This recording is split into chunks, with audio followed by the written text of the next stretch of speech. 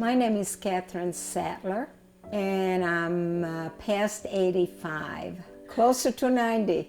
I was a tennis player, I was a golf player, I play mahjong, I play bridge, and that keeps me busy. It keeps me thinking. It keeps my mind going. So, you know, I don't sit and say, well, now what am I going to do tomorrow? It never bothered me. Before I was in a camp, I had a very beautiful childhood, really. I had everything a child would want. And one thing I must tell you, really, that still hurts me to this day, most of my girlfriends were not Jewish. They were Christian. I would go to church with them, and they would come to the synagogue with me. But what bothers me to this day is the minute, you know, when we had to start wearing the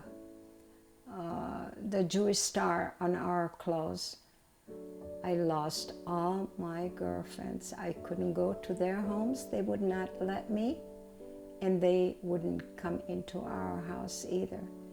So, like overnight, I didn't have any girlfriends at all.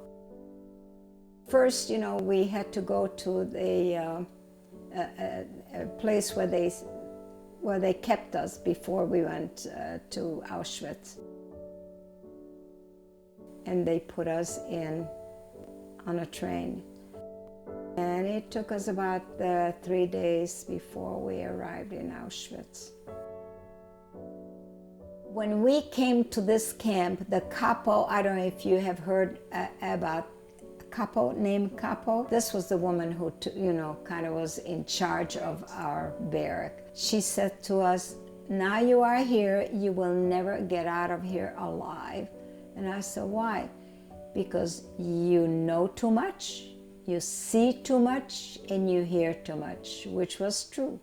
Because every time there was a transport that was coming, we heard them. And we saw them because we were just separated by a gate. I remember when they killed the gypsies one night. I remember when they killed the gay people one night. And I remember when they killed the people from another camp.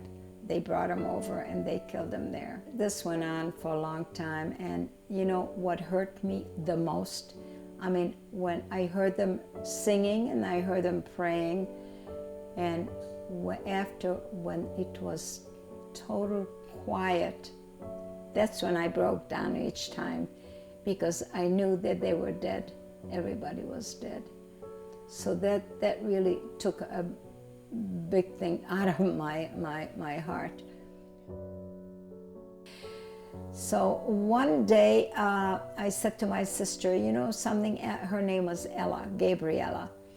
I says, Ella, you know, we are going to be free for your birthday. We're going to celebrate your birthday. And she always cried. She cried again. I said, don't worry. I said, I promise you, like I knew it, I promised you that we will be free for your birthday.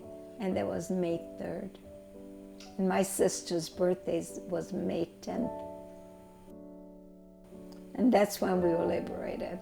You know, when you are let loose, you don't know what to do. I mean, you know, just like when you let loose an animal, you know, you let them, where are they going to go? They don't know where they're going. Well, we were the same way. We were loose and we didn't know where we were. I had no idea what part of the country we were in. So I said, you know something, come with me, my girlfriend.